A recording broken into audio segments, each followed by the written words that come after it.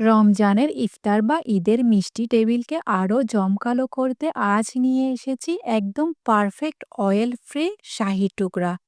শাহি টুকরা তৈরি করার জন্য আমরা ব্রেডকে ডুবো তেলে ফ্রাই করে থাকি। আজকে ব্রেডকে ডুবো তেলে ফ্রাই না করে একদম অয়েল ফ্রি আপনাদেরকে শাহি টুকরা তৈরি করে দেখিয়ে দিব।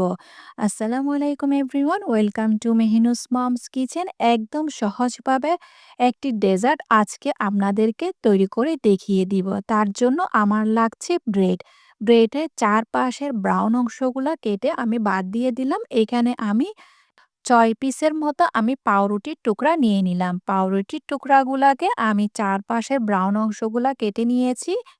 আজকে একদম ডুবো তেলে এই ব্রেডগুলাকে আমি ফ্রাই করব না, আপনাদেরকে সহজভাবে টোস্ট করে দেখিয়ে দিব। ব্রেডগুলাকে টোস্ট করার জন্য এখানে আমার লাগছে বাটার। বাটারটি একটু নরম টাইপের বাটার নেবেন। বাটার যখন একটু নরম হবে তখন ব্রেডে লাগানো অনেক সুবিধা হবে। এবার বাটারটা নিয়ে ভালো করে ব্রেডের দুনো পাশে আমি লাগিয়ে নিলাম। ব্রেডের ২ পাশটা ভালো করে বাটার লাগিয়ে নিয়েছি। সবগুলো ব্রেডের উপর এভাবে করে আমি বাটার লাগিয়ে নিয়ে একপাশে রেখে দিব। যদি আপনাদের এরকম বাটার লাগানো ইচ্ছা না হয় তাহলে আপনারা ডাইরেক্ট এই ব্রেডটাকে ডুবো তেলে ভেজে নিতে পারবেন বাটার ছাড়া। আমি বাটার লাগিয়ে এটাকে টোস্ট করব। আপনারা চাইলে ফ্রাই প্যানে টোস্ট করে নিতে পারেন। আমি আজকে ব্রেড টোস্টারের মধ্যে দিয়ে এই ব্রেডগুলাকে টোস্ট করে নিয়েছি। টোস্ট হতে হতে আপনাদের কাছে আমার একটাই রিকোয়েস্ট, আমার রেসিপি যদি আপনাদের কাছে ভালো লেগে থাকে তাহলে ফ্রেন্ডস অ্যান্ড ফ্যামিলির সাথে অবশ্যই শেয়ার করবেন। লাইক, কমেন্ট, সাবস্ক্রাইব করতে একদমই ভুলবেন না। আর রমাদান রেসিপিগুলো আপনাদের কেমন লেগেছে বা কেমন লাগছে অবশ্যই কমেন্টে জানাবেন। আপনাদের সাথে কথা বলতে বলতে আমার ব্রেডগুলো একদম টোস্ট হয়ে গিয়েছে। দেখতেই পাচ্ছেন কত সুন্দর ব্রাউন কালার হয়ে গিয়েছে। আপনারা চাইলে ফ্রাই প্যানে একদম বাটার লাগিয়ে টোস্ট করে নিতে পারেন অথবা ডুবো তেলে সরাসরি ব্রেডগুলাকে ভেজে নিতে পারেন। টোস্ট করে রাখা ব্রেডগুলাকে আমি আমার পছন্দ মতো কেটে নিয়েছি। একটা ব্রেডকে ৪টি ভাগে ভাগ করে নিলাম। এবার একটি বোলে ৩ টেবিল স্পুনের মতো আমি কাস্টার্ড পাউডার নিয়ে নিয়েছি। এটা আমি ভ্যানিলা কাস্টার্ড পাউডারটা নিয়েছি। তারপর আমি এখানে ৩ কাপ দুধ ইউজ করব। ৩ কাপ দুধ থেকে সামান্য ঠান্ডা দুধ দিয়ে এই কাস্টার্ডটাকে আমি গুলিয়ে নিয়েছি। একটি পাত্রের মধ্যে আমি ৩ কাপ দুধ দিয়ে দিয়েছি। তরল দুধ ইউজ করব। 1/4 কাপের মতো আমি চিনি দিয়ে দিয়েছি। মিষ্টিটা আপনারা আপনাদের প্রয়োজন অনুযায়ী নিয়ে নিবেন।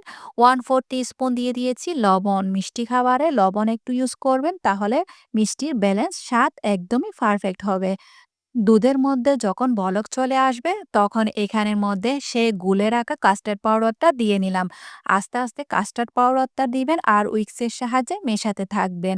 কোনো রকম মেশানো বন্ধ করা যাবে না। উইক্সের সাহায্যে ভালো করে মিশিয়ে নিতে হবে, না হলে দলা পেকে যাবে।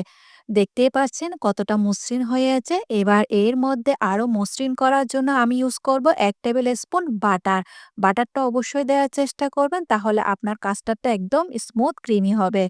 এই পর্যায়ে চুলার আঁচ লোতে করে এই কাস্টার্ডটাকে ভালো করে ফুটিয়ে নিতে হবে, না হলে কাঁচা কাস্টার্ডের গন্ধ লাগবে।